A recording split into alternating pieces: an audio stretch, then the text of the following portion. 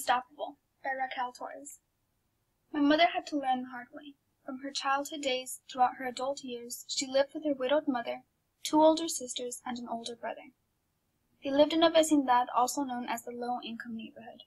With only one room, they would spend countless of cold, restless nights, squished together, trying desperately to gather some warmth. The only thing that maybe rested was their feet. Throughout the day, not once could they take off their cramped, worn-out school leather shoes because of the cold, cracking concrete floor. The stained, greasy walls were so thin that they could even hear the whispers out in the patio. The worst part wasn't the noise or cockroaches crawling around. It was the broken glass windows covered with cardboard that didn't confine the house's safety. Anyone could get into the house, but it's not like anyone would, since the only house's value was their family's love for each other. The deteriorating once-upon-a-time lilac house had definitely seen better days. You would think that not having a new fancy house and a modern car would leave them money for their daily needs, but that was certainly not the case. By the time my mother was up for school, her mother had already left for work. Sunset would pass by, and there would still be no sign of her mother. Even after all the overtime work, there was barely enough money to buy their daily bread. My mother wanted more than a little slice of bread and beans. She felt inferior because she would see her friends eating a variety of burritos, galletas, and jugos during recess, while she didn't have enough money for extra snacks. She became determined to find a job at the age of 12. She soon found a position as a housekeeper, and realized that if she worked overtime, she could even make a little extra money for herself. Balancing an overtime job with full-time school was not the easiest thing to do. My mother did a lot of thinking and concluded that, like any other person, she could not let the money go. So she dropped out of school by 8th grade. Her mother never mentioned a word because she needed my mother's financial help.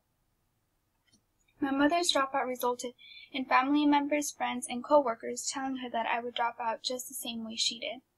They would basically say that there was no hope for me. I never knew loved ones thought about me as an uneducated girl who would never receive her high school diploma. Until one day, it all came to light. As I started high school, most of my friends started getting jobs.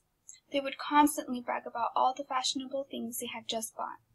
I wanted the new stuff too, so I would constantly tell my mother that I wanted to go look for a job, but she never took it seriously. After seeing many holiday hiring ads, I got up early one October morning feeling determined to find a job. As I was straightening my poofy hair, my mom gently knocked on the door and asked, "Mija, can I come in?" She sat down on my tall queen pink bed and asked me to sit next to her. I jumped on the bed and sat across from her. With a slight smile on her face, she looked at me with her big saddened eyes, trying to blink tears away.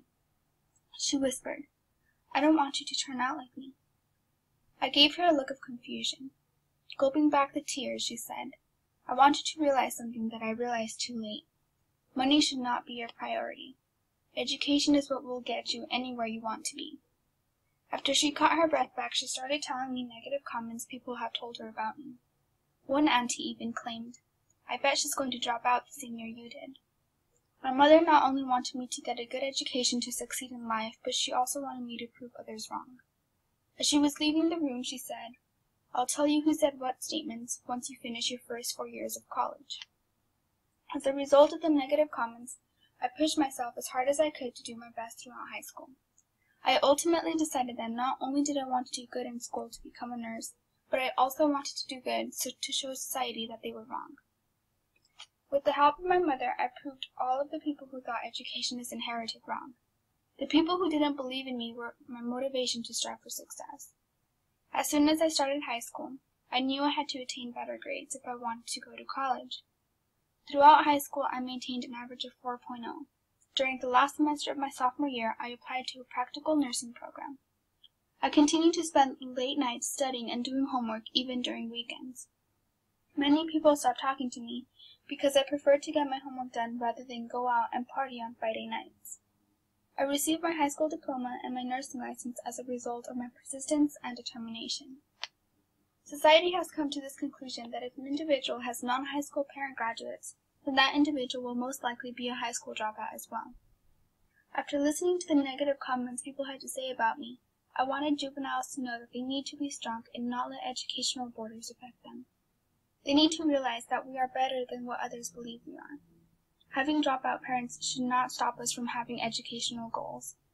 It is up to one's choice if they want to continue with their education, not depending on the parent's educational level or background. We are all capable of reaching educational success. Education is not inherited.